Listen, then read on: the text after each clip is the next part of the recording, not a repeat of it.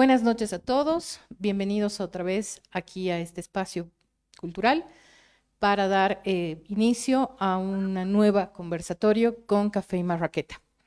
Esta noche vamos a presentar lo que son las miradas de la arquitecta Leonor Cuevas, nuestra invitada, y el arquitecto Marcelo Vargas, que está en línea, a la cual vamos a pedir mil disculpas por la señal, ya que él está en Santa Ana de Velasco, va a estar con la cámara apagada, pero vamos a poder escuchar.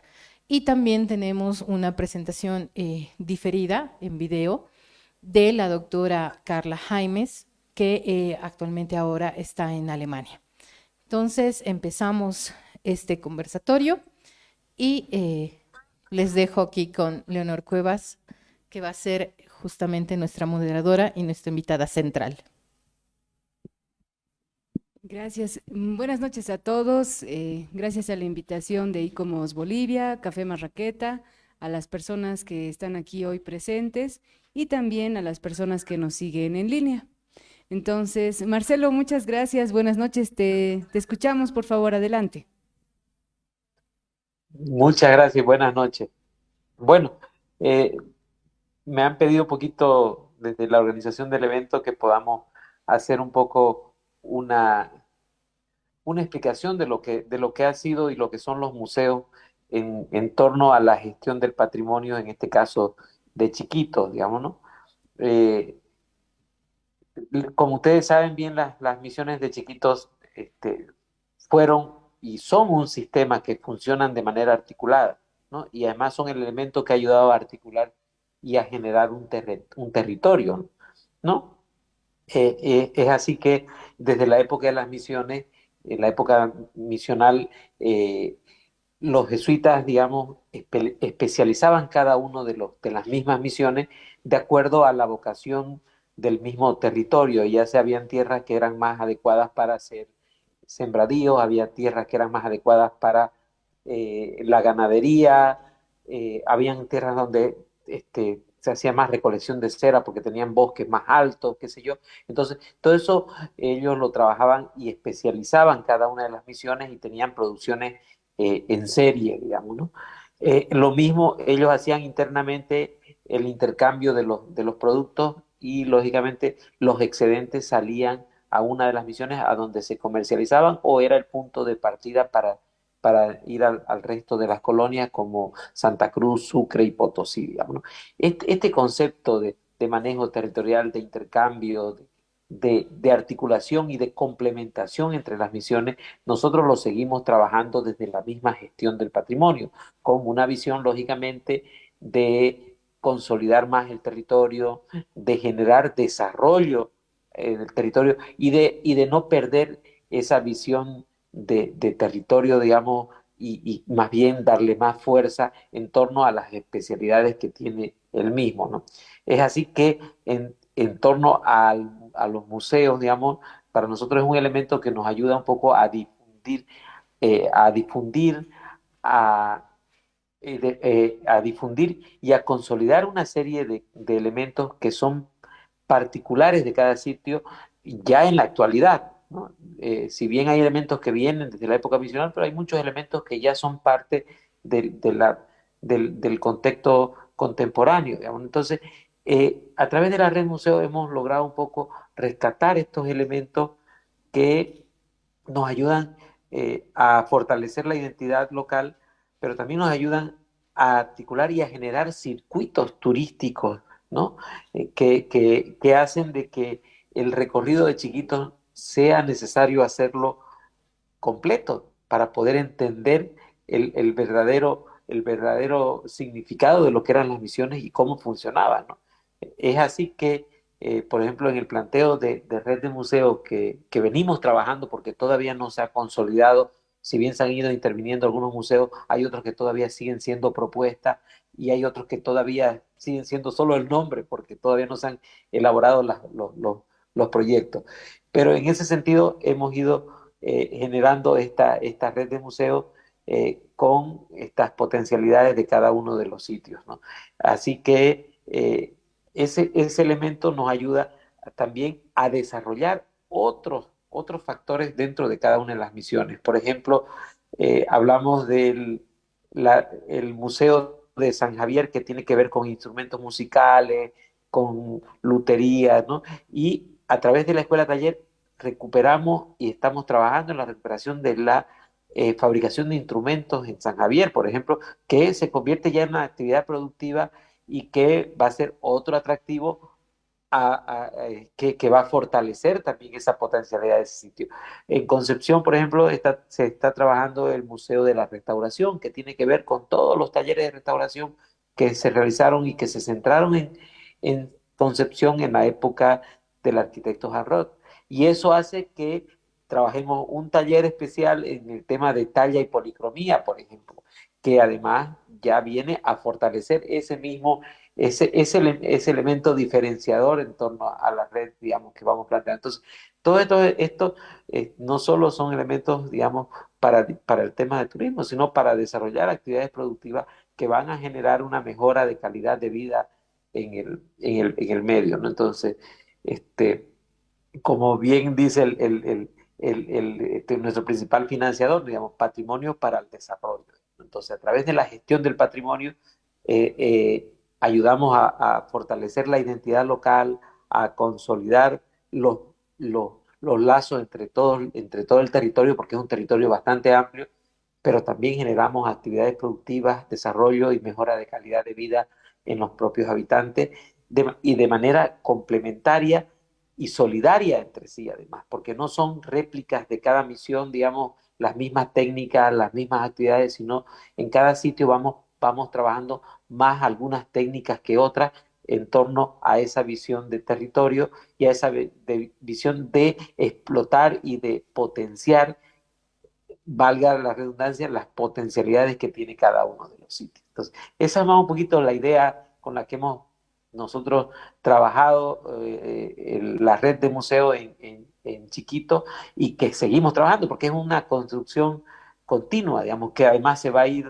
seguramente reformulando, se va a ir reforzando, se va a ir cambiando, ¿no? Y esa dinámica es la que yo creo que le da mayor fuerza porque esa dinámica se genera a través de mucho trabajo con la misma comunidad, mucho trabajo con las autoridades y esto puede ir cambiando y reforzándose continuamente, digamos. Entonces esa es un poquito la idea con lo que hemos venido trabajando. Bien, gracias Marcelo. Yo tengo algún comentario que me gustaría también puedas pensar y dar tu perspectiva. Claro. Primero es el involucramiento, ¿no? ¿Cómo hacen finalmente en esta red de museos que se puedan involucrar las mismas personas y que no genere una distancia o una frontera muy demarcada entre lo que es un museo, digamos como un espacio muy culto, y no está abierto para la gente, digamos, que en su cotidiano, ¿cómo podría, y esa es la pregunta, ¿no? ¿Cómo se vincula, cómo se articula esta red de museos? Me imagino con toda la participación social a la que te refieres, una gestión con las autoridades y ver también el tema de la sustentabilidad, ¿no? ¿Cómo va a ser esta red de museos potenciada a partir de sus propias particularidades, de la producción a la que refieres, por ejemplo, instrumentos musicales?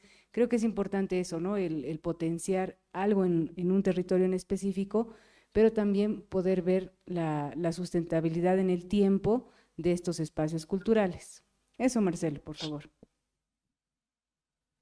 Sí, bueno, es un tema bastante complejo, digamos. Bueno, en el tema de participación, nosotros, digamos, por ejemplo, el Museo de San José, se trabaja en torno, tenemos una comisión de patrimonio misional, COPAMI, que le llamamos nosotros, que a donde están aglutinadas todas las fuerzas vivas del pueblo. Está gente que tiene que ver bueno, con el municipio, con el consejo municipal, la asociación, la organización indígena chiquitana, los comités cívicos, ¿no? Y otras instituciones que son parte del pueblo, las fuerzas vivas del pueblo, ¿no? Con las cuales se valida y socializan todas las actividades, ¿no? Hay muchas actividades que realiza el museo que tienen que ver con la misma comunidad y nacen a solicitud, digamos, de estas instituciones. Por ejemplo, hacemos, qué sé yo, algunos talleres en torno a algunas técnicas muy particulares que nos piden los mismos artesanos locales que son parte de Copami. Vamos con, por ejemplo, en San José estamos trabajando bastante, hemos estado trabajando bastante con la máscara chiquitana porque la máscara del abuelo, porque es uno de los elementos representativos de San José y lógicamente los mismos artesanos quieren que se siga reproduciendo y que se siga formando gente que trabaje y que se siga eh, trabajando en la formación de estos artesanos para que sea mayor la producción también y lógicamente eso le da un realce al pueblo. Entonces, todas estas actividades tienen que ver con la misma comunidad y nacen a solicitud de ellos mismos, digamos, por un lado. Por otro lado, la idea de que acerquemos el museo a la misma comunidad también lo hacemos a través de las distritales de educación con las que vamos coordinando visitas de los alumnos, de los niños. Hay muchas, coordinamos actividades a donde los profesores dan tareas sobre el museo, vienen acá, se les da todo un apoyo desde la misma dirección, desde la misma dirección del museo, se los atiende, se les da unas explicaciones especiales, se ordenan y se planifican visitas guiadas para todos los colegios, digamos, entonces, de tal manera de que se vayan acercando, lógicamente, a su patrimonio, ¿no? Entonces, eso en cuanto a la participación. En cuanto a la participación, a la sostenibilidad, digamos, social, digamos, del museo. Ahora, uno de los problemas siempre es el tema económico, ¿no? La sostenibilidad económica, que en algún momento fuimos creciendo con el turismo y fuimos creciendo también con los ingresos, lógicamente, porque cobramos ingresos a la gente que viene a visitar desde fuera. Pero con la pandemia eso bajó prácticamente a cero y ahora estamos otra vez recuperando y seguimos siendo subvencionados, ya sea en algunos casos por la gobernación, algo por el municipio y sobre todo por fondos a veces externos como la cooperación española u otros, ¿no? Entonces, eso todavía es un problema para la sostenibilidad, digamos, económica de los mismos, ¿no? Pero la idea es ir creciendo y generando ingresos también para que en algún momento sean autosostenibles, digamos, ¿no? Perfecto. Muchas gracias, Marcelo. Entonces, bueno, ahora, de acuerdo a lo que tenemos previsto, como te digo, agradezco nuevamente y para el público también voy a compartir ahora, tanto para el público presente como el que está en línea, esta primera grabación que le hemos hecho justamente con la arqueóloga Carla Janes, ¿no? Entonces, paso a compartir. Muchas gracias, Marcelo. Un abrazo grande.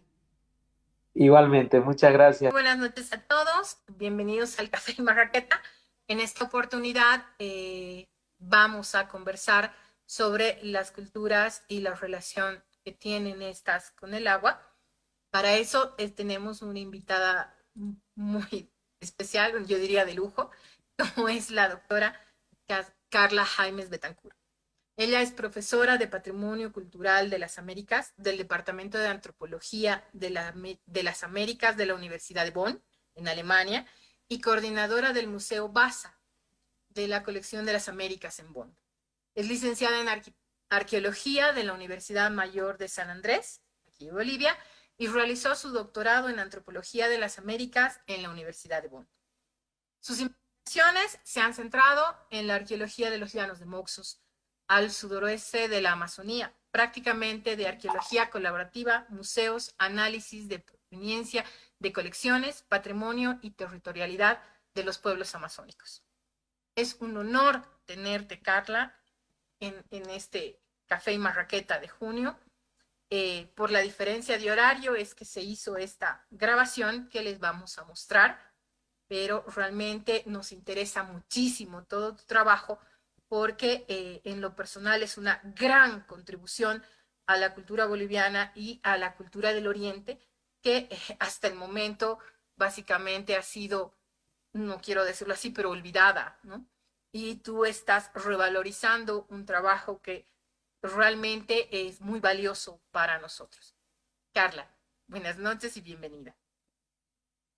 Muy buenas noches a todos, toda la audiencia que está viendo. Muchísimas gracias, Paula, por la invitación. Para mí siempre es un placer estar en medios de comunicación o espacios de Bolivia para compartir un poco todos los resultados de investigaciones que vamos realizando y bueno, poder socializar un poco las investigaciones en los Llanos de Mojos. No, muchísimas gracias por tu presencia. Y bueno, eh, lo primero que vamos a tocar en el tema de hoy día es un poco sobre la naturaleza, ¿no? Ese gran eh, paisaje que se tiene, esa naturaleza en la Amazonía, ¿no? Y su relación un poco con todo lo que tiene que ver justamente el tema de hoy. Carla, por favor, tienes, Ujú. eres la gracias. Bueno, yo justamente he preparado em, algunas diapositivas para mostrarles así con la esperanza de que esto pueda ser más visual y no solamente tengan que verme a mí. Vamos a ver si esto funciona. Un segundo, por favor. ¿Se puede ver la pantalla completa? Sí, ya se está viendo la pantalla completa. Muy bien. Entonces, mis investigaciones se llevan a cabo junto con otros grandes colegas que trabajan en los llanos de Mojos. Los llanos de Mojos forman parte de la cuenca amazónica, se encuentran en el departamento del Beni y son las sabanas inundadizas más grandes de toda la cuenca amazónica. Entonces es muy especial porque es un mosaico de pampas, de bosques, em, interconectados también por ríos, tres ríos principalmente fluyen en esta pampas, es el río Guaporé, el Mamoré y el río Beni. ¿Y qué es lo que sucede? Los Llanos de Mojos es uno de estos espacios en la Amazonía que nos ha enseñado que los bosques amazónicos son un patrimonio vivo de las interacciones humanas y no humanas a lo largo del tiempo. Por ejemplo, plantas de importancia cultural como la castaña hasta el día de hoy están estrechamente relacionadas con los recuerdos de los antiguos pueblos. No solamente la castaña, podemos hablar del caucho, en la época del caucho, la, un sinfín, el tembé, ¿no? Un sinfín de palmeras principalmente, que cuando nosotros las vemos, o esos bosques de motacuzales, ¿no? Que los vemos y pensamos que es una belleza completamente natural, pues ha tenido que ser de alguna manera em, o es el producto de una intensa interacción entre hombre y naturaleza a lo largo de miles de años. Y eso es lo importante, creo, para los Llanos de Mojos, que cuando hablamos de un patrimonio cultural, no estamos hablando de solamente la gente y esa gran diversidad de culturas que vivió antes en los Llanos de Mojos, sino también estamos hablando de un patrimonio eh, biocultural, o sea, también natural, donde esas fronteras entre lo que es natural y lo que es cultural se diseminan bastante rápido. Creo que los Llanos de Mojos es uno de estos espacios que puede enseñar a toda la humanidad y demostrarnos eh, que sí, la gente, las poblaciones, la cultura actúa de una manera inteligente, pensando en todo su entorno, entonces puede contribuir luego a la construcción de un patrimonio biocultural y no a la destrucción de este patrimonio. Si quieren, paso a dar otro ejemplo que es algo que ustedes lo van a ver, son estas islas de bosque, que son también eh, algo que fue realizado en muchos casos, no en todos, pero en muchos casos fue realizado por cazadores, recolectores que vivieron ahí hace 10.000 años. Nuestro colega Humberto Lombardo, em, José Capriles y un equipo bastante grande, interdisciplinario, José Iriarte, Lautaro Gilbert. Todos ellos han estado en los últimos años tratando de entender qué son esas islas de bosque. Y esas islas de bosque en muchos casos eran producto de esas ocupaciones de 10.000 años, sitios muy antiguos para Bolivia. Nosotros, junto con el grupo para los Llanos de Mojos, grupo de trabajo para los Llanos de Mojos, hemos tenido la oportunidad de hacer una expedición a los lagos de Reyes, que es al oeste de la Amazonía, al oeste de los Llanos de Mojos. Cerca de Reyes. Y ahí hay un ecoloch que es hermoso, a orillas del río Yacuma, un río espléndido. Las Pampas del Yacuma es uno de estos sitios paradisíacos para conocerlos, para ver una cantidad de animales, delfines. Es realmente hermoso, yo lo aconsejo mucho. Y ellos tienen un lugar que se llama Los Caracoles. Y, y nosotros hemos hecho una imagen LiDAR, una exploración LiDAR de este sitio y se puede ver acá una isla, acá otra isla y cuando se han excavado esas islas, pues hemos encontrado eh, dos entierros y los fechados radiocarbónicos de estos entierros son y de la cerámica, que es lo más importante que acompaña esta capa de entierros y caracoles, ha dado una fecha de alrededor 4.000 años atrás, ¿no? Entre 3.000 a 4.000 años atrás. Significa esto más o menos entre 1.000 a 2.000 años antes de Cristo. ¿Por qué es importante este año entre 4.000 o 3.000 a 2.000 años antes de Cristo? Y es que hasta ahora se tenía como un espacio, como un hiatus, le llamamos en la arqueología, un espacio en blanco donde nosotros no entendíamos qué pasaba en los llanos de Mojos. Sabíamos que habían islas de cazadores recolectores muy tempranas que comenzaron a ocupar los llanos de Mojos, las sabanas, alrededor del 10.000 años, hace 10.000 años, como 8.000 años antes de Cristo, hace 6.000 años habían muchas de ellas, y aquí tenemos estas islas de bosque que fueron fechadas, 35 de ellas fechaban hace 6.000 años, pero luego teníamos como un espacio vacío y luego nuevamente a partir del 300 después de Cristo teníamos varias, no una, muchas culturas en todas las pampas mojeñas, aplicando diferentes tecnologías para la agricultura, para hacer sus pueblos, sus aldeas, sus templos, etcétera. Entonces es muy importante este hallazgo, creo por eso, pero bueno, lo he mencionado justamente porque es eso, nosotros vemos primero islas, pero estas islas nos están hablando de esa larga historia y también de la primera, ahora sabemos una de las primeras, no primeras, pero tal vez unas de las tecnologías más antiguas de cerámica en los llanos de Mojos, ¿no?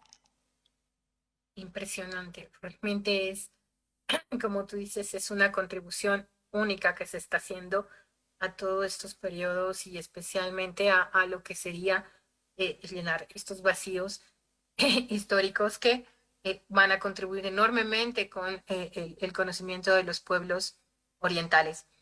Em, Me encantaría que nos comentes un poco también sobre la relación que tenían estos pueblos entonces con esta naturaleza y especialmente con los recursos hídricos. Ujú. Bueno, es una relación bastante intensa. Eh, eh, Cuando nosotros vemos los llanos de Mojos, es uno de los sitios, yo creo que el departamento del Beni debe tener la mayor cantidad de sitios arqueológicos hasta ahora. investigados, porque son casi 100 años de arqueología en el Beni, ¿no? Que no se conozca en La Paz no quiere decir que no se ha estado haciendo arqueología, ¿no? Desde Erland Nordenskjöld en 1908, 1909, empezó a investigar los llanos de Mojos, luego siguió Stig Rydén, luego Dougherty y Calandra, una expedición argentina financiada por el Smithsonian Institute. Alrededor de 20 años estuvo Clark Erickson con mucha gente que llevó a cabo investigaciones junto con Clark Erickson, ¿no? Marcos Michel, que también hizo su tesis de arqueología en los Llanos de Mojos y que es de la Universidad Mayor de San Andrés. Actualmente profesor de esta universidad.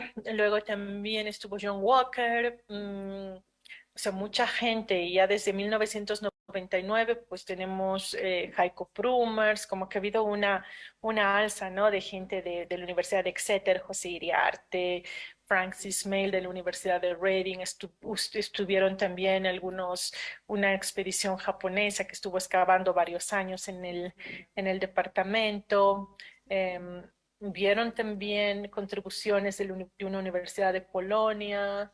eh, pues sí, yo creo que los Llanos de Mojas es uno de los lugares, Humberto Lombardo, que lleva trabajando mucho tiempo, antes con la Universidad de Berna en Suiza y ahora con la Universidad de Barcelona, pero, pero es muy grande, es realmente la cantidad de investigaciones que se generan en este espacio es muy grande.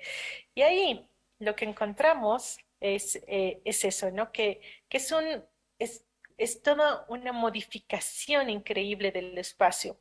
En el suroeste tenemos los montículos monumentales de la cultura casarábe. Vamos a hablar un poco más de ellos después, en un poquito de detenimiento. Pero al sureste tenemos estas grandes aldeas que son gigantes, ¿no? De 220 hectáreas que están protegidas por unas zanjas que posiblemente también estaban empalizadas y también hay otras zanjas circulares que son estos diferentes espacios, tal vez mucho más de mucha mayor importancia, ¿no? Cada una de estas zanjas tienen alrededor de 300 metros de diámetro y, y bueno, estos sitios están interconectados.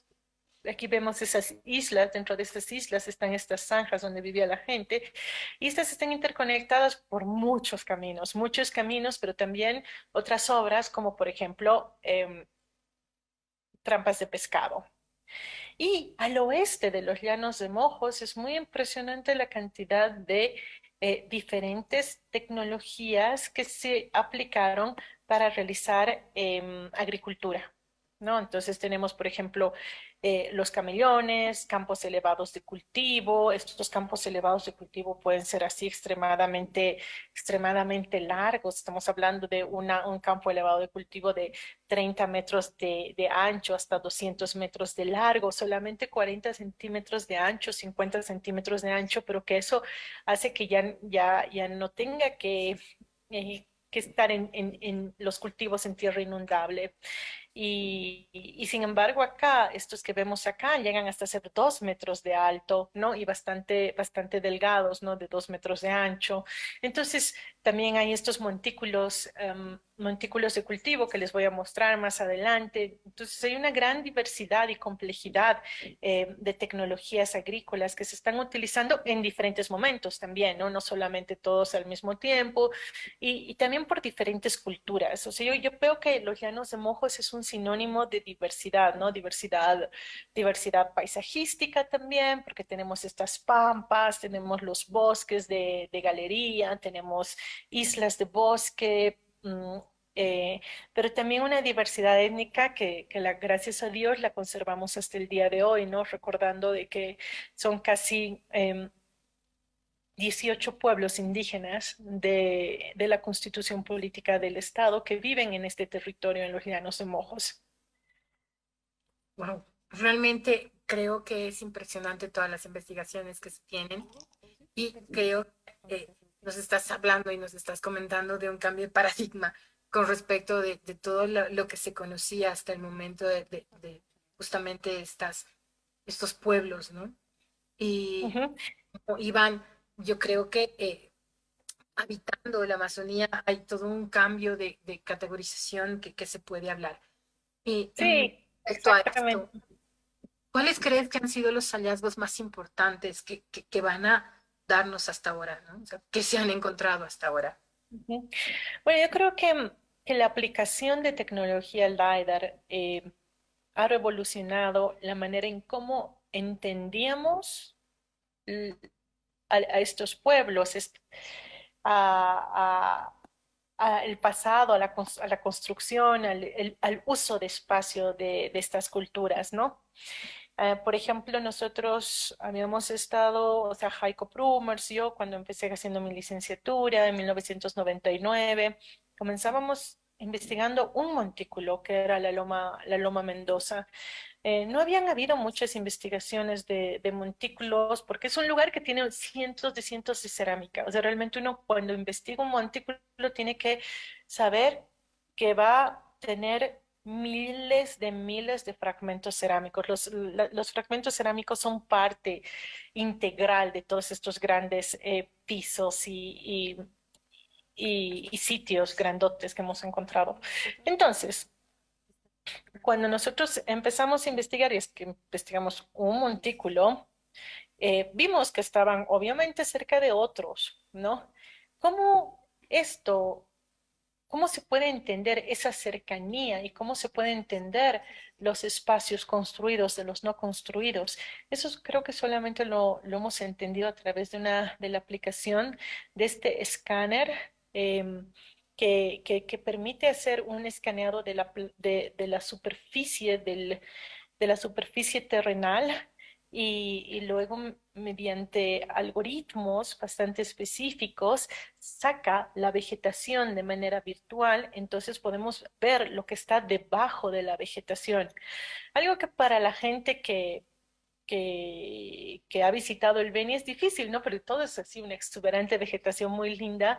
Y cuando uno le dice, ay, aquí hay una loma, la gente no ve nada porque es pura vegetación. Y justamente esto nos permitía sacar esta vegetación y poder ver lo que estaba debajo de los árboles. Y creo que eso fue uno de los hallazgos más interesantes. No es que la gente no sabía que había montículos, todos sabíamos que había montículos. Desde hace un siglo antes sabíamos que había montículos monumentales. Lo que no sabíamos eran, por ejemplo, cómo estos montículos estaban estructurados. No sabíamos que tenían, por ejemplo, unas plazas en forma de U, no sabíamos que tenían unas pirámides centrales, unas plataformas paralelas, no sabíamos que tan cerca también habían otras plazas en U, otros montículos más grandes, que en realidad un espacio tan grande como este que llega a ser como 30 canchas de fútbol, que es una plataforma construida de un tamaño de 30 canchas de fútbol. Sobre estas 30 canchas de fútbol se construyeron diferentes montículos. Entonces, ¿qué pasaba? Lo que nosotros y lo que la gente veía era cada uno de estos. Esto era un montículo, posiblemente este era otro montículo, este era un montículo mayor, pero ¿qué pasa con esa tecnología que podemos verlo de manera integral y darnos cuenta que existen otras obras de tierra, las cuales también sabíamos, obviamente, por relatos, por descripciones, que habían canales, que habían este tipo em, de terraplenes que están circunvalando los sitios arqueológicos. Si bien lo sabíamos, no sabíamos, o sea, no se podía ver porque había mucha vegetación, entonces no se veía. Esto cambia nuestra mentalidad en considerar el tamaño de sitio, porque cuando uno es arqueólogo y va a un pueblo, pues lo primero que quiere saber es qué tamaño es un sitio. Y una cosa es visitar un montículo Y otra cosa es darse cuenta que este montículo es parte de un sistema de ocupación bastante amplio, complejo, donde hay incluso orientaciones, donde donde es un espacio planificado y donde también está interactuando con otros complejos fuera de esta plataforma central, pero todavía dentro de este sistema que ha sido por ellos, por los habitantes antiguos, cerrado por un polígono. Este terraplén poligonal nos está dando la idea de que hasta aquí llega el sitio. Y si ustedes ven este terraplén poligonal y lo comparamos con el pueblo de Tiwanaku, que hasta ahora es el pueblo más grande, el sitio arqueológico más importante, un centro ceremonial muy importante para los Andes, pues es igual o más grande que Tiwanaku, ¿no? Aquí tenemos Calasasaya, Acapana, la energía puesta para construir esta pirámide de 25 metros es la misma que cuando se construyó el Acapana. Entonces, obviamente lo que no quiero no estoy haciendo comparaciones para que vean que uno es mayor que otro, ni mucho menos, sino para que se den cuenta que recién a partir de esta aplicación de una tecnología muy avanzada, pudimos ver cómo este espacio mayor se estaba interactuando, integrando, etcétera. Y en el caso de Tiwanaku, solamente porque estoy dando una charla en La Paz y yo sé que la mayoría de los paseños conocen muy bien Tiwanaku, nos sentimos muy orgullosos de Tiwanaku, pero bueno, para que vean también que en el departamento del Beni, pues los sitios arqueológicos son igualmente de complejos, con pirámides, con otro tipo de montículos, con plazas en forma de U, con estas plataformas, etcétera, a las cuales tenemos que prestar una atención si queremos entender qué es lo que la gente estaba o cómo estaba viviendo en ese complejo arquitectónico casarábe, ¿no?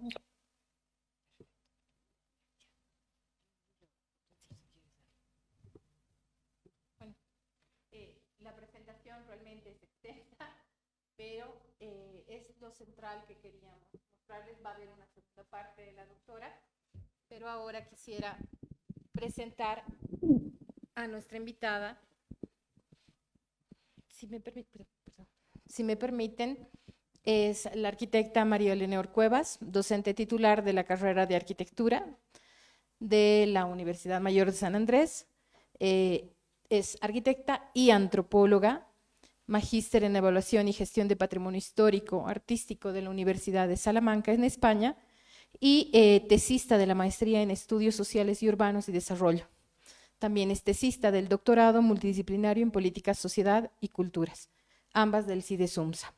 Ha trabajado asimismo en el ámbito cultural como jefa de museos municipales del Gobierno Municipal de La Paz y directora general de Patrimonio Cultural del Ministerio de Culturas. Creo que más bien de dar el currículum vamos a dar paso a justamente Leonor, que nos va a dar ahora otra mirada. Ya hemos visto el Oriente y vamos a pasar ahora hacia el Occidente. Leonor, muchísimas gracias. Gracias. Gracias. Buenas noches a todos los invitados y a las personas que también nos siguen por redes. El tema de esta investigación es los urus del lago Popó, una mirada ontológica que surge justamente de un módulo que tuvimos en el doctorado que se trataba más de ontología política. Entonces, bueno, como pueden ver ustedes en las imágenes sobre todo, se muestra, ¿no?, cómo está prácticamente desertificado el lago Popó y cómo además cambia. De hecho, hay un periódico, La Patria, que nos dice que en 1939, en el 44, en el 97, también en el 94 desaparecen, pero por completo, ¿no?, el lago Popó. Que entre el 69 y 73 queda reducido apenas a unos charcos salados, pero que también vuelve el lago Popó, vuelve todas las veces, regresa el 40, el 70, a principios del 2017, y que si bien el lago Popó está previsto que de aquí a 1500 a 2000 años se convierta en un salar más, así como el salar de Uyuni y tenemos ahí el Coipasa, podemos ver en estas imágenes comparativas entre abril de 2013 y enero de 2016 cómo está cambiando, ¿no? Pero de todos modos regresa, ese es uno de los elementos que más me llamaba la atención. Entonces, en este trabajo, que está compuesto por 5 puntos, primero se toca el tema del agua, que como ustedes saben, en Bolivia se dictamina, ¿no?, de que a través de la Constitución Política del Estado, es que el agua es un derecho fundamental, que toda persona tiene derecho al agua, tienen derecho a un medio ambiente saludable, protegido, equilibrado. En todos sus artículos nos dice que el agua constituye un derecho fundamentalísimo para la vida en el marco de la soberanía de los pueblos, que el Estado va a proteger y garantizar el uso prioritario del agua para la vida. El Estado va a desarrollar, también debería, ¿no?, desarrollar planes de uso, conservación, manejo, aprovechamiento sustentable de todas estas cuencas hidrográficas. También que los recursos hídricos como ríos, lagos, lagunas se consideran recursos estratégicos para el derecho y para la soberanía. Bueno, entonces podemos ver de esta manera que el agua, y un poco ya entrando al tema en específico que va a ser acerca de los urus, es que el agua no solo es el objeto de relaciones sociales o simplemente un recurso natural, sino que se le atribuyen significados y conflictos políticos. El agua es donde se despliegan relaciones económicas, sociales y ecológicas entre seres humanos y no humanos. La ontología tiene que ver un poco con esto, ¿no?, la relación humana con lo no humano, que quiere decir, no sé, serán las piedras, los ríos, las montañas, y obviamente lo no humano, los animales, los insectos. Hay muchos elementos que se relacionan como tal. Desde una antropología para la vida, sobrevivir presupone siempre un convivir en reciprocidad, ¿no?, en términos de esta atencionalidad, y aquí podemos ver a qué se refiere la atencionalidad, que es justamente convivir con una serie de presencias del estar vivo, trascender y relacionarse.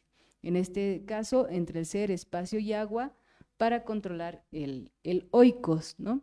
El oikos está relacionado con el agua como territorio desde la cosmopraxis. Estos términos son muy ontológicos, pero nos ayudan un poco a entender. Aquí abajo está justamente para que vean a más detalle, ¿por qué se llama cosmopraxis y no cosmovisión, por ejemplo? Entonces, en este caso, trabajando con los urus kotsuñi, que ustedes saben que hay 3 tipos de urus, y en este caso son los urus muratos o urus del Popó, con el grupo específico que he trabajado, cuya fuente, el lago Popó, es cola de todo un sistema hídrico de baja profundidad, apenas son 6 metros, lo que justamente lo hace muy vulnerable, ¿no? Todos estos integrantes surgen a lo largo de determinadas líneas de vida, invitan a los seres humanos a estar atentos, ¿se acuerdan de esa palabra de atencionalidad?, haciendo que participen a su vez activa y pasivamente. Ingold, que es uno de estos ontólogos, dice a todo esto, a estar atentos a lo humano y a lo no humano, que viene a ser la naturaleza y el paisaje, una danza de animidad. Esta danza de animidad es vivir siempre en relación, ¿no? Vivir siempre es un devenir, nos dice él, en relación con otros. Y ahí está justamente un poco más a detalle el devenir, que lo vamos a ir viendo de a poco.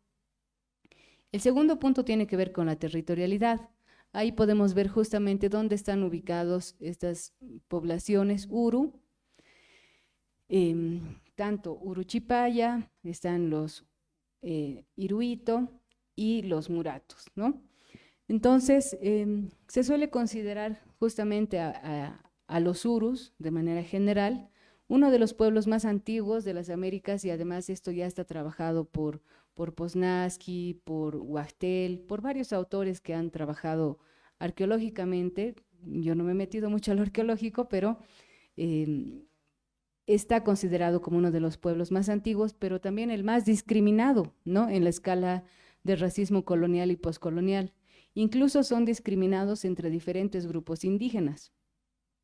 Los iruitus viven cerca al río Desaguadero, los uruchipaya cerca a la frontera en Chile y en las proximidades del salar Coipasa, y por último los urus del Popó, que son conocidos como los urus murato o urus kotsuñi, que es justamente gente del agua, ¿no? Se han considerado así. Su huella hídrica es justamente el río Desaguadero que conecta al lago Titicaca y al lago Popó. Para su existencia depende de un 90% del río. Entonces, fíjense, el río con el lago, y nos acordamos de la primera imagen, es realmente preocupante depender de este recurso, ¿no? Ahí podemos ver estos mapas. La territorialidad se define por señales, marcas de ocupación, reacciones frente a intrusos, combates reales o ritualizados.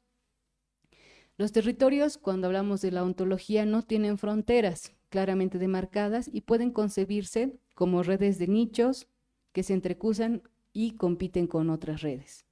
Otro factor relacional al territorio es el tiempo, porque hemos visto, hay periodos en los que el lago aparece, crece y en otros momentos desaparece, ¿no? Los urus del Popó han mantenido un fuerte vínculo con su lago y con el Oikos. Ahí podemos ver las características, ¿no? También del lago Popó están las pariguanas, los patos, otras aves, especies, y justamente los urus kotsuñi dependen de ellos, se alimentan, viven con ellos. El tercer punto tiene que ver para poder considerar al lago como padre y madre, ¿no? Como un tema de parentesco. Esto tiene que ver con el animismo, que decíamos hace un momento, el pluriverso, la ritualidad y la atencionalidad, que hemos tocado creo en la primera lámina. Hay algunos autores, Déscola nos dice que existe una relación entre animismo y agencia, donde el atributo e intención forman parte de algo más. La agencia es cómo nos movilizamos, cómo nos agenciamos de manera independiente.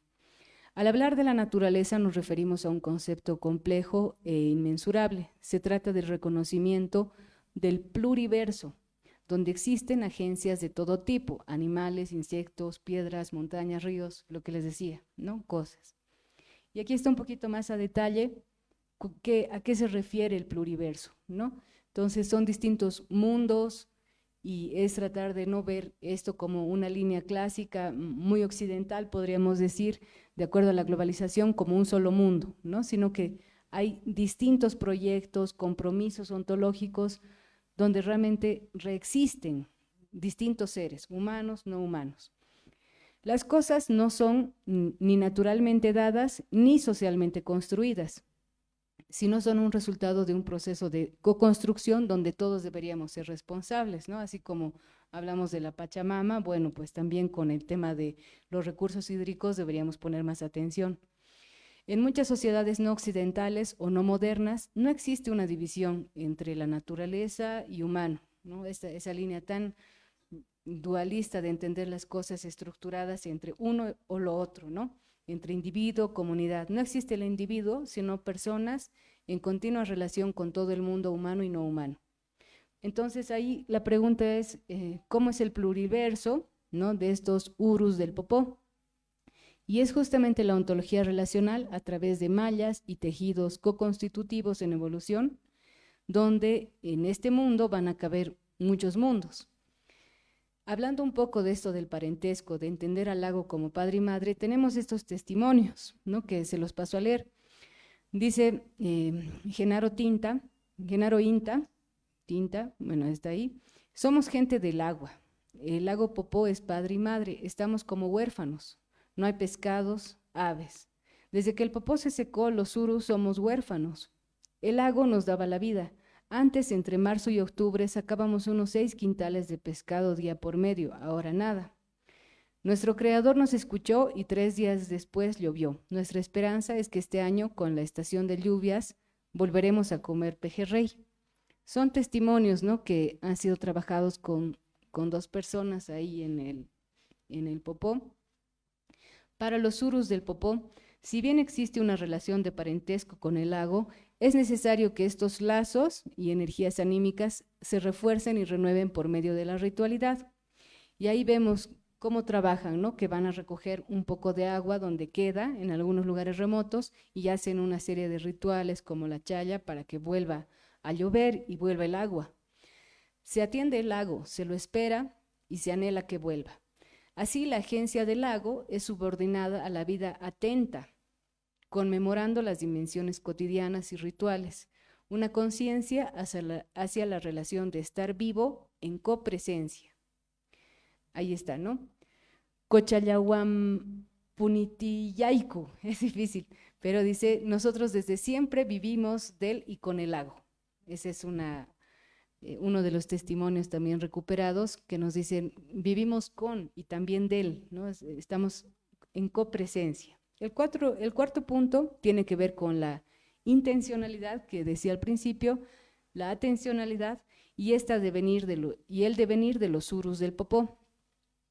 Los humanos tenemos que entender, eso nos dice la ontología, que somos importantes en la transformación y en el devenir del mundo, pero que no estamos solos en esta empresa. Los humanos no son seres, eso nos dice la ontología, sino devenires, como una forma de estar vivo hacia el mundo, una senda que recorrer. Un autor de ellos, como Blazer, nos dice, nos da esta categoría de la juntariedad, que son un conjunto de interacciones, devenires, que aún no son, es decir, todavía son sendas, procesos que no tienen cierre, clausura o finalidad. El caminante, andante y en nuestro caso navegante, los seres humanos y no humanos, vagabundean, nos dice, ¿no? Este autor, bien interesante es esta parte, lo de vagabundeo está un poquito más aquí abajo, lo pueden ver a más detalle. Los urus del popó se reflejan en el lago y esperan su renovación cuando el agua se esconde. Caminamos, navegamos y actuamos sometiéndonos atentamente a los múltiples procesos de crecimiento que nos rodean. Bueno, ahí al vagabundeo le llama esto, ¿no? El autor Wayfaring humano, siempre vulnerable, lleno de aprendizajes, improvisaciones y anhelos. Es el motor mismo de la correspondencia humana vista desde un paradigma de la atencionalidad. A esto se refiere, los devenires humanos no se mueven por una dura y prefabricada superficie, como lo hacen los actores en un escenario, sino más bien se encuentran, se empujan, por eso se refiere como una senda, ¿no? Un camino, a lo que Blazer llama vagabundeo. Atencionalidad entonces es tomar en cuenta, por ejemplo, a los Halsuri. Los Halsuri para los urus vienen a ser en el lado más aymara que conocemos, por ejemplo, como las huacas, ¿no? Las huacas sabemos que son lugares o presencias sagradas en el entorno y les damos además una categoría de pariente, ¿no? Como los abuelos, los achachilas, ustedes deben saber eso. Entonces, a los que además hay que visitar, hay que hacerles una serie de rituales y que nos educan. Además, cuando los visitamos siempre dicen hay que escuchar, ¿no? a las huacas, a las montañas. En este caso, los Halsuri vienen a ser justamente estos ojos de agua que les dicen a los urus qué momento va a haber agua o no, cuándo desaparece y aparece. Son lugares o presencias con un poder ecológico social importante, son orientadores y educadores. Junto a los Halsuri también hay otras presencias, tal vez menos visibles como las illas, aves, vientos, desde un sentido de reciprocidad y correspondencia, ¿no? Entonces, no solamente es lo humano, sino también lo ecológico. El río Desaguadero es afectado en su agencia por la producción agropecuaria, por ejemplo. Las dificultades socioambientales se entrelazan en una densidad histórica propia de la malla, que estamos hablando de una malla, ¿no? Como unas redes que se van tejiendo también entre los urus con una serie de relaciones. Por ejemplo, están afectados los urus por empresas privadas que junto al aparato estatal están agrupadas bajo el conglomerado de la minera Huanuni. Ellos están distorsionando las demandas y los cursos de acción definidos localmente al proponer medidas de mitigación de contaminación. Entonces, no es un tema desconocido para todos nosotros que realmente las mineras afectan todos los recursos hídricos que tenemos. Ahí tenemos distintos ejemplos, ¿no? San Cristóbal, está el Illimani, hay muchos elementos y el río Desaguadero viene a ser una de las víctimas con, por ejemplo, esta minera Huanuni. Otro elemento que tiene que ver con esto, ya que está siendo afectado por una producción agropecuaria, justamente es el boom de la quinoa, que si bien representa un salvavidas para la economía local, este 80% tiene origen en Oruro, en particular en la orilla del Popó, significa un mayor recurso un mayor uso de recursos hídricos y que ha significado que han canalizado el río Desaguadero, así ha disminuido más su caudal hacia el Popó, y el lago Popó ha sido y es el dique de la cola mayor de la minería, como decimos, ¿no? Entonces, fíjense, tenemos temas con minería, tenemos el tema de la producción agropecuaria con quinoa, que realmente está afectando a este recurso del agua. La atencionalidad es atender a, ¿no? Tiene que ver con estar atentos al clima, a cuidar a los seres y presencias que habitan y rodean el lago, con saber esperar y anhelar para que regresen las aguas dadoras de vida. Es en esta correspondencia humana donde radica una importante dimensión política y ética, una política de morar. Si los urus han logrado devenir siempre de nuevo lo que son, es porque han logrado hacerse corresponsables o a través de sus constantes y a veces dificultosas correspondencias con entornos y líneas de vida participando en esta malla. Morar y alrededor del Popó equivale a devenir Popó Kotsuñi cada vez que hay el lago, ¿no? Porque ya hemos visto qué es lo que pasa.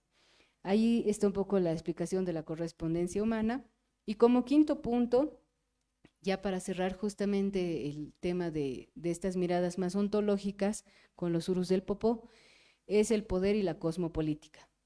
Tenemos que preguntarnos, bueno, ahí está un poquito más a detalle a qué se refiere la cosmopolítica, que es Stengers la que trabaja este concepto, y lo que nos tenemos que preguntar entonces es, ¿quiénes son entonces los dueños del agua? En el caso Uru del Popó, el recurso del agua corresponde a las comunidades y a los pueblos, pero eso queda un poco en teoría, ¿no? Porque a esto se yuxtapone, por ejemplo, las administraciones de municipios, gobernaciones, supervisadas por un ente rector, quien debería hacerse cargo de cuidar y velar justamente temas de contaminación, de producción, de uso, debería ser el Ministerio de Medio Ambiente y Aguas, que en realidad poco inciden el momento de cuestionar las políticas agroindustriales o mineras que afectan en las agencias, estas que hablábamos del pluriverso URU, pues consideran que no es de su competencia, abarca además abarcar estos factores sociales, mineros o industriales,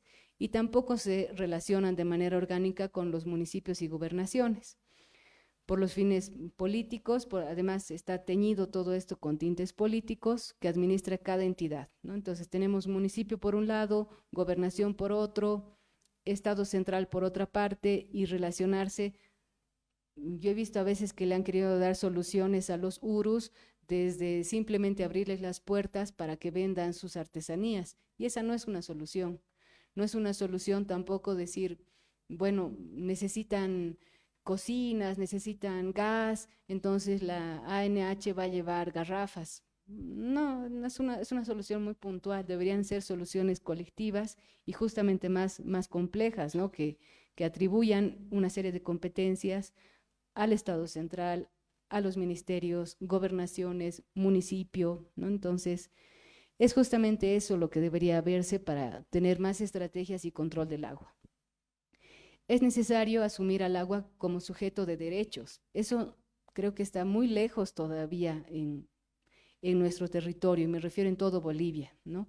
Tenemos ríos en las ciudades que también están muy contaminados y nadie hace nada al respecto. Entonces, fíjense, no vemos al río como un ente capaz de agenciar cosas o como un ente sujeto de derechos. En otros países ya se está dando eso. Hay agencias de ríos donde realmente se los protege, se los cuida.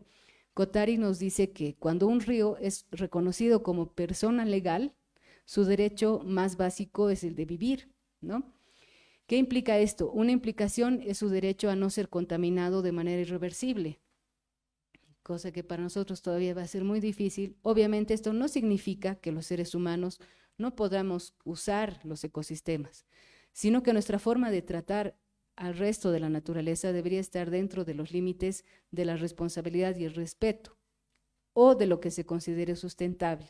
Ahí hay una autora muy interesante que es Verónica Strang, que ha trabajado en revertir una serie de daños ecológicos, sobre todo en sistemas hídricos, restaurándolos. No hemos escuchado, por ejemplo, el tema de restauraciones de ríos o que luchen por sus derechos o los consideren como entes sujetos de derecho.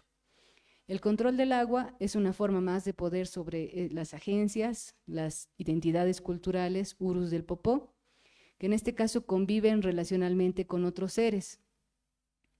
Y en las conclusiones está esto, ¿no? La gobernanza del agua siempre estuvo vista para los humanos. La priorización de lo humano, intereses y la promoción de formas de propiedad y gobernanza del agua abrieron el camino hacia una nueva lógica de instrumentalismo en el que el agua y otros recursos no están siendo tratados ni mucho menos discutidos en las instancias políticas que tenemos, ¿no? Eso, muchas gracias. No, muchísimas gracias, Leo, por esta presentación. Les invito, por favor, a tomar el cafecito y marraqueta que siempre compartimos. Gracias.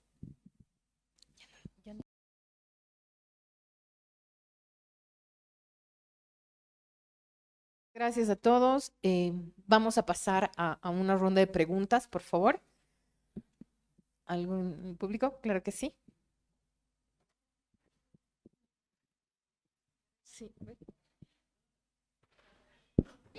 Si puede acercarse, por favor. Muchísimas gracias y felicidades por tan linda exposición. La preocupación es de mucha gente, ¿no?, que está afectada por el tema de la contaminación. El tema central es que pagamos tanta plata al presidente, a los ministros, viceministros, a los de la JAM, etcétera, y no cumplen su responsabilidad. Lo que tendrían que hacer es procesarles y meterlos a la cárcel. Claro, con esta justicia no, pero hay que esperar un poquito que cambien las cosas, porque esta gente es la principal responsable de todos estos catástrofes que van ocurriendo en el país. Hoy día estuve con gente de Oruro, Maicus, que vinieron a la UPA y también mostraron unos videos, etcétera, impresionantes los desastres. Abuso a la gente, los pegan, los asesinan, hacen de todo y los obligan a retirarse de sus tierras, ¿no? Entonces, realmente desastre y están contaminando todos los alimentos, en fin, una serie de desastres. Y creo que tendríamos que la sociedad, de forma general, las instituciones, promover esta acción. Uno, que hay que hacer una ley del medio ambiente que responsabilice totalmente por todos los pasivos ambientales, por todos los años, daños al agua, a la gente, etcétera, y que paguen con todos esos recursos obtenidos estos cooperativistas mineros, las empresas transnacionales, etcétera. Tendríamos que ir por allí, ¿no? Y sancionar, hacer que paguen estos responsables y de paso las autoridades, porque son los principales responsables, que son cómplices, los jueces, los fiscales, etcétera, en vez de sancionar a los responsables de todos estos daños y catástrofes, persiguen a los dirigentes, a la gente, a los pobladores humildes. Entonces realmente la justicia funciona mal. Una pequeña consultita. Anteriormente mostraron unas pirámides en los Moxos, nos hablaron, ¿no? Yo tengo entendido que esa época los mayas tienen sus pirámides, Tiwanaku también tenía sus pirámides, nos explican, en Egipto las pirámides, etc. Había una coordinación en el mundo de tecnologías, la forma de hacer pirámides. Esa partita quisiera que nos aclare también, por favor. Sí, muchas gracias. Sí, en realidad eso son préstamos culturales y también en antropología lo conocemos como difusionismo cultural. Y por eso es que muchas culturas, sobre todo del mundo antiguo, que además hay un encuentro bien interesante sobre los pueblos antiguos, pueblos, creo que son como 7, y el 2019 llegaron, me acuerdo, desde Irak. O sea, realmente han habido poblaciones específicas. A ver si puede ver algo por internet. Son estos pueblos, que son 7, que comparten cosas muy comunes. En Egipto también estaba Tiahuanacu como como una cuestión representativa de estas tecnologías constructivas. Entonces, claro, existen estos préstamos culturales, este difusionismo también de la tecnología, porque la doctora Carla Jaimes nos muestra, ¿no? Está muy parecido, digamos, inclusive en escala de Tiahuanacu, con mojos, con chiquitos, que hablábamos también con Marcelo, ¿no? Que era el primer invitado. Respecto a su molestia, le entiendo perfectamente porque es difícil, cada uno va por su lado y ninguno quiere articular algo en común. En Culturas, que es el espacio donde yo he trabajado más, se quería declarar al pueblo Uru, y estoy hablando antes, ¿no? O sea, estoy hablando del 2018 más o menos, que querían declarar como patrimonio en emergencia, como una cultura patrimonial en emergencia. Los 90 se declaran a los Urus como patrimonio. ¿De qué nos sirve? O sea, queda en un papel, en una ley, y no se distribuyen competencias ni responsabilidades entre todos. Como usted dice, los ministerios deberían trabajar entre todos, no de la mano, porque seguramente deben tener problemas y cosas, pero ver cómo apoyar, por ejemplo, a la población Uru. Como le decía, Culturas al final ha abierto sus puertas de una sala de exposición para que vendan sus artesanías. ¿Quién va a comprar? Ya, y finalmente si compran, con ese dinero van a hacer algo, se les iba a dar garrafas. Ya, pero ¿y de qué les iba a servir? ¿Acaso tienen instalaciones y todo para las garrafas? O sea, no es un tema de que este pueblo, que además es más antiguo de acuerdo a lo que estoy revisando con arqueología, es más antiguo que Tiahuanacu. No es justo que vengan a pedir limosna ahora al Estado. No es correcto. Están dentro de la Constitución, se los reconoce, se llenan la boca del tema, ¿no? de la Pachamama, etcétera, pero cómo estamos destruyendo las cosas. Y lo mismo pasa en los ríos. Un gran actor que aquí debería hacerse cargo es el Ministerio de Medio Ambiente y Aguas, que no está controlando porque, claro, benefician a las mineras, tienen otros intereses. Y en el caso de las ciudades pasa exactamente lo mismo, ¿no? Mientras no vemos el río, mejor. Entonces, ahora que van a abrir un nuevo camino hacia Obrajes y están terminando de embovedar el río, perfecto, porque cada vez lo vemos menos. Y no debería ser esa idea, más bien debería recuperarse, ¿no? El tema de los ríos. Hay unas denuncias importantes que estamos consumiendo en el agua, las aguas contaminadas del río Choqueyapu, y nadie está haciendo nada. O sea, se ha entregado esta responsabilidad a la UNSA para que hagan investigaciones, sus laboratorios, etcétera. No se les ha pagado, no pueden entregar sus resultados. No sabemos si el agua que estamos tomando está bien o qué grado de contaminación tendrá. Entonces, es un tema muy complejo. Son muchos los actores involucrados, la población también que debería hacerse responsable y realmente reclamar este derecho. Si como humanos no lo estamos haciendo, los no humanos peor, o sea, no se les da esa agencia, esa libertad para poder realmente rescatar estos derechos que deberían ser los mínimos, ¿no? Por ejemplo, el tema de que no sean contaminados, que eso es lo principal.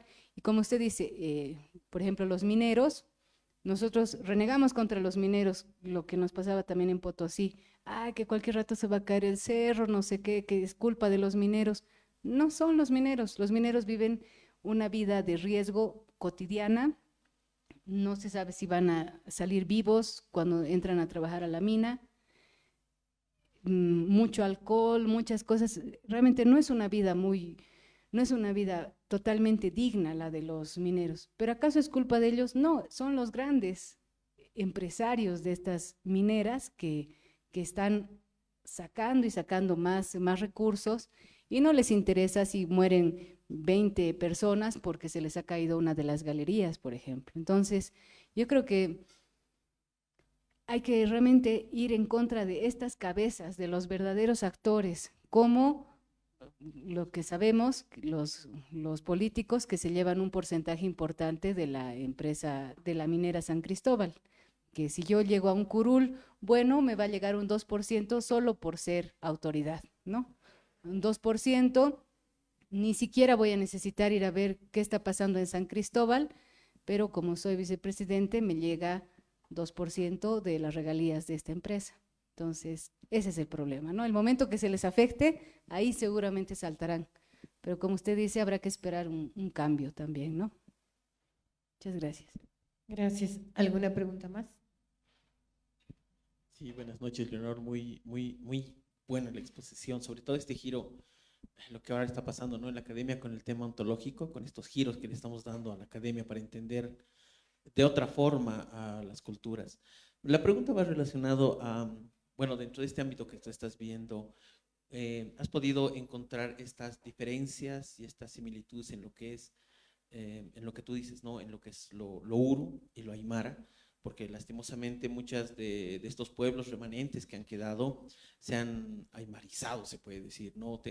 Tienen un bagaje aymara muy fuerte, a pesar de que no son propios, ¿no? Es como cuando uno viaja al exterior, tiene que aprender el acento si no quiere ser discriminado de alguna forma, ¿cierto? Y va más o menos en ese lado que si has podido apreciar algunas cosas muy puras urus, y también, como decías, es una acotación que sí, es cierto, los urus han sido uno de los pueblos más discriminados y realmente la historia lo dice. Bernabé Cobo lo relata cuando habla de la época del Incario, ¿no? Cuando los agarraban a los urus y les hacían pagar impuesto, como dice, en pulga, porque se supone que eran gente indolente, que no tenía nada, y les hacían pagar cierta cantidad de pulgas, porque en la historiografía los hacían ver como eso, ¿no? Como gente realmente indigente que debería de desaparecer, pero están hasta hoy en día. Bien, muchas gracias. He encontrado muchas cosas y de hecho sigo en la búsqueda, sigo encontrando más cosas respecto a los urus, en su arquitectura, los putucus, ¿no? Estas casas típicas de los urus. Y como que te enamoras y encuentras más datos y más referencias y más arqueólogos, y así como Carla Jaimes hacía cita de varios arqueólogos, resulta que hay mucha gente que ha trabajado sobre los urus, desde la historia, hay muchas tesis de antropología, en arqueología están algunos aportes de Michel, bueno, también está de Jimena Portugal, está bien. En arquitectura también hay trabajos interesantes, Jorge de la Cerda, Escalante, el arquitecto Escalante, que también es arqueólogo, también están las obras, sí, de 2 libros, 2 textos tiene Escalante, etcétera. Pero resulta que se me ha caído un poquito el tema este de hasta qué punto vamos a encontrar al uru como tal. A veces tenemos esa idea muy esencialista, ¿no? De decir, no, es que los urus deberían ser así, vivir en este tipo de putucus, su vestimenta.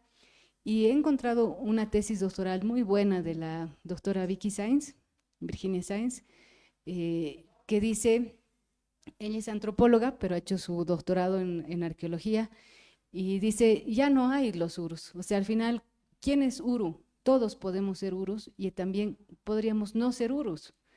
Es muy interesante su postura porque dice, claro, ya desde Huachtel hablaba de una aymarización muy fuerte de los urus, una dominación, y ahora realmente se da cuenta más. Y en su trabajo de campo, ella se encuentra con uno de los pocos urus que tenían estos putucus, y le dice ella, ¿no? ¿Utilizas este putucu? No, este ya es un corral. Y aquí, pero hay un putucu que es bien interesante, es Suxita se llama, donde ha trabajado. Y le dice, no, eso lo ha hecho el FIS, el Fondo de Inversión Social, es nuevo, esto no nada que ver de putucu y nada que ver, o sea, ya queda lo uru muchas veces como dato arqueológico. Y le dice, pero tú eres uru, sí. Bueno, se estaban ya por despedir y le dice, ¿me pueden llevar al camino? Voy a ir, creo que, no sé, a Andamarca, ¿hasta dónde tenían que llegar? Y le dice, claro, te vamos a llevar 5 minutitos. Va, se cambia la vestimenta original, se pone sus jeans, o sea, ahí ya se cambia por completo ese esencialismo, ¿no? También ese positivismo que tenemos de ver a la cultura o algunas culturas como estática y se pone su ropa, se quita el sombrero, el típico, se pone su gorra, su chamarra de jean, pone su bici encima y dice, ya vamos porque tengo que ir a ver a mi hijo que ha llegado de Tarija. Y entonces se dan cuenta que hay una aymarización muy fuerte, evidentemente, con los urus, que hasta ahora se mantiene, persiste, y muy pocos dicen, soy uru. Había un diputado en la Cámara de Senadores, era, ¿no?, de diputados, que era uru, pero era más como un disfraz, porque tampoco estaba haciendo muchas cosas, ¿no?, por su propio pueblo. Muchísimas gracias. Realmente, Leo, muy interesante. Yo creo, solo queda invitarlos para el siguiente Café Marraqueta. Ya saben, es el último miércoles de fin de mes. Muchísimas gracias y nos vemos pronto. Gracias. Gracias.